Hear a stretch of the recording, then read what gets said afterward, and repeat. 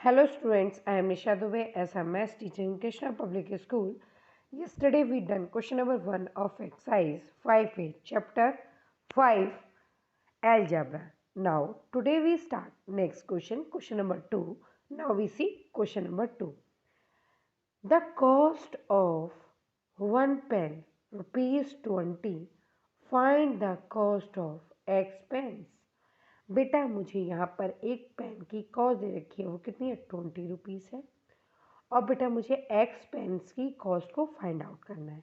Is it clear student? तो बेटा cost of one pen equal to ₹20 हो गई बेटा। फिर cost of x pen equal to x into 20, क्योंकि बेटा एक पेन की कॉस्ट कितनी दे रखी थी, हमें 20 दे रखी थी और एक्स पेन की फाइंड आउट करनी है, तो क्या करेंगे हम एक्स इसमें मल्टीप्लाई कर देंगे, तो हमारी कॉस्ट ऑफ एक्स पेन कितनी बन जाएगी 20x। Is it clear student? Now we see next question. अब बेटा हम नेक्स्ट क्वेश्चन देखेंगे, उसमें क्या given. The cost of a pencil is 4 rupees less than the cost of a pen. बेटा जो मेरी पेंसिल की कॉस्ट है वो 4 रुपीज़ लेस देन है कॉस्ट ऑफ पेन से। Is it clear student? Right the cost of pencil in terms of a cost of pen. बेटा मुझे पेंसिल की जो कॉस्ट है उसे राइट करना है टर्म्स पेन की कॉस्ट में। Is it clear student? Let the cost of pen equal to ₹y। जो बेटा मेरा पेन है उसी कॉस्ट को मैंने कितना सपोज कर लिया कि वो y है। Is it clear student? So cost of pencil बेटा बता रखा था कि कॉस्ट ऑफ पेन से कितनी लेसर देन है 4 लेसर देन है, तो मैंने इसमें से क्या कर दिया 4 माइनस कर दिया, तो बेटा पेंसिल की कॉस्ट आ गई ₹y minus 4। Is it clear student? Now we see next question. अब बेटा नेक्स्ट क्वेश्चन देखेंगे, उसमें क्या गिवन है। There are 5 girls standing in a row. बेटा यहाँ पे क्या है, एक रो में 5 लड़कियां खड़ी हैं। Is it clear student? If x rows are made and still 3 girls are left, find the total number of girls in terms of x। बेटा मुझे यहाँ पे फाइंड आउट करनी है total number of girls in terms of x. Is it clear student? तो बेटा मुझे number of रोज तो गिवन है, तो वो कितनी है मेरी एक्स है। The number of rows equal to x. Is it clear student?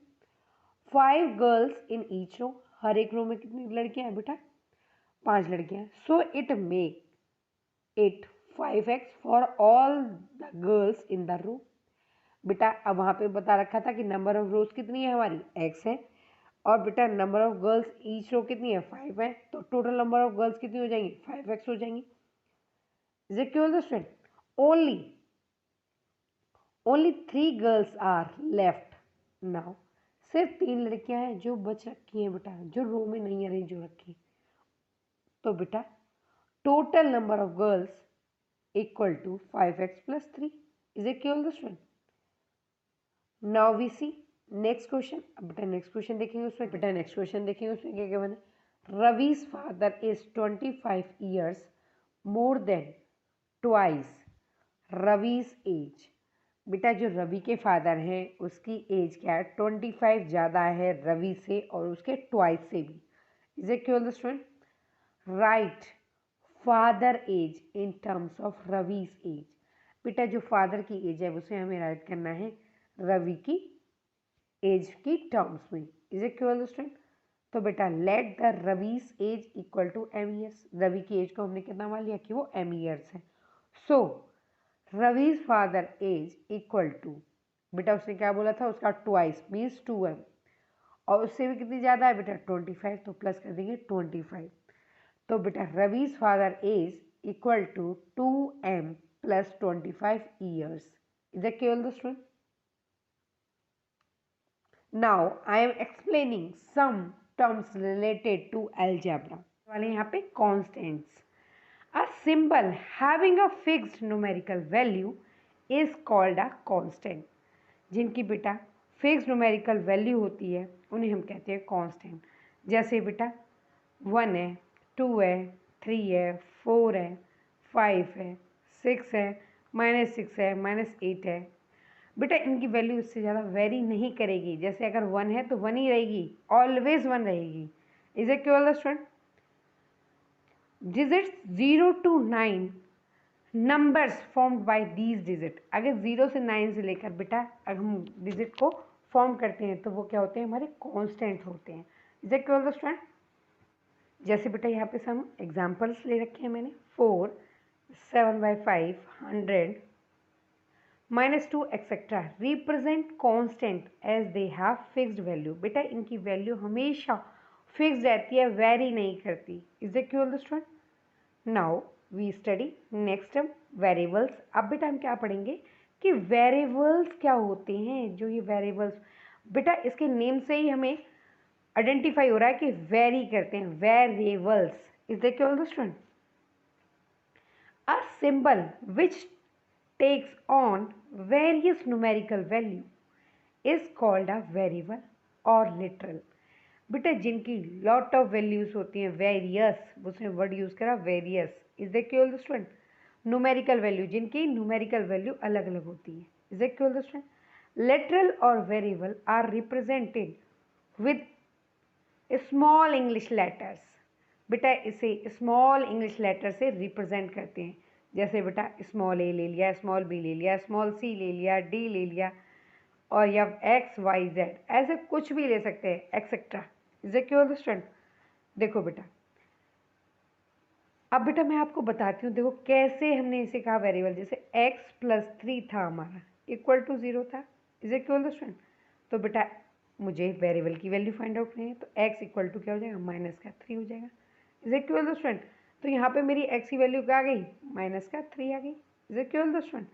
I am take one more equation. अब जैसे मैंने यहाँ पर लिया x+1 इक्वल टू 0, तो x इक्वल टू कितना आ गया मेरा, -1। अब देखो बेटा यहाँ पे क्या आ गई, x की वैल्यू -1 आ गई। जब भी तो बेटा हमने इन्हें वेरिएबल्स बोला है। डिफरेंट डिफरेंट इक्वेशन में x, y, z की वैल्यूज डिफरेंट डिफरेंट होती हैं। Is it clear student? Now we study next term numerical expression. अब बेटा यहाँ पढ़ने वाले हैं हम न्यूमेरिकल एक्सप्रेशन। होता क्या है आखिर? A combination of numbers connected by one or more of 4 basic operation, that is plus, minus, multiply और divide is called a numerical expression। बेटा ये क्या होता है, कॉम्बिनेशन होता है नंबर्स का जो एक दूसरे कनेक्ट होते हैं बेसिक ऑपरेशन से, जो प्लस है, माइनस है, मल्टीप्लाई है, डिवाइड है। बेटा इसमें कहीं हम वेरिएबल नहीं लेंगे। Is it clear student? इसे कहते हैं numerical expression. Is it clear student? I am take one example here, जैसे 4 + 2 - 5 + 6। अब देखो बेटा मैंने यहाँ पर इस एक्सप्रेशन में कहीं पर वेरिएबल नहीं लिया, ना x ना y। Is it clear student?